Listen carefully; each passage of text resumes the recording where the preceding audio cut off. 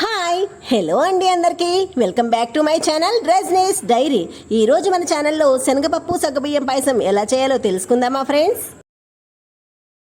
ఈ శనగపప్పు పూర్ణం కనుక రెడీగా ఉంటే 10 నిమిషాల్లో ఈజీగా చేసేసుకోవచ్చండి ఈ శనగపప్పు సగ్గుబియ్యం పాయసం అనేది. మనం వ్రతాలు పూజలు చేసినప్పుడు 9-11 రకాల నైవేద్యాలని చేస్తూ ఉంటాం కదా ఫ్రెండ్స్.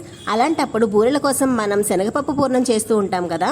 ఆ పూర్ణాన్ని ఒక కప్పు తీసుకుని 10 నిమిషాల్లో సూపర్గా టేస్టీగా ఉండే ఈ స్వీట్ రెసిపీని కూడా మనం ఈజీగా తయారు చేసుకోవచ్చు.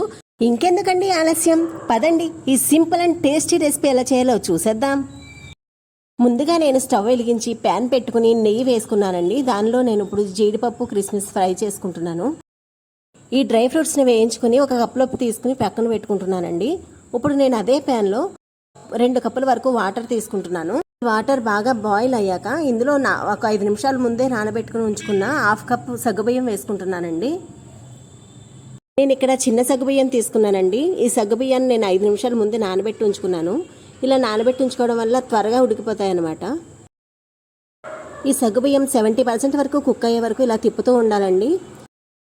ఈ శనగపప్పు పూర్ణం కనుక మనం ఫ్రిడ్జ్లో నిల్వ ఉంచుకుంటే మన ఇంటికి ఎవరైనా చుట్టాలు వచ్చినా లేదంటే పిల్లలు స్కూల్ నుంచి వచ్చి అమ్మ నాకు ఏదైనా స్వీట్ కావాలని అడిగినా 10 నిమిషాల్లో పాలు కాసి ఇచ్చినంత ఈజీగా చేసి ఇచ్చేయచ్చండి. శనగపప్పు పూర్ణం చేసుకుని మనం ఫ్రిడ్జ్లో కనుక పెట్టుకుంటే వారం నుంచి 10 రోజుల వరకు అది ఫ్రెష్గానే ఉంటుందండి. ఇప్పుడు ఈ సగ్గుబియ్యం ఉడికిపోయాయండి. ఇందులో నేను కాచి చల్లారబెట్టిన పాలు ఒక 1/2 లీటర్ పాలు యాడ్ చేసుకుంటున్నాను.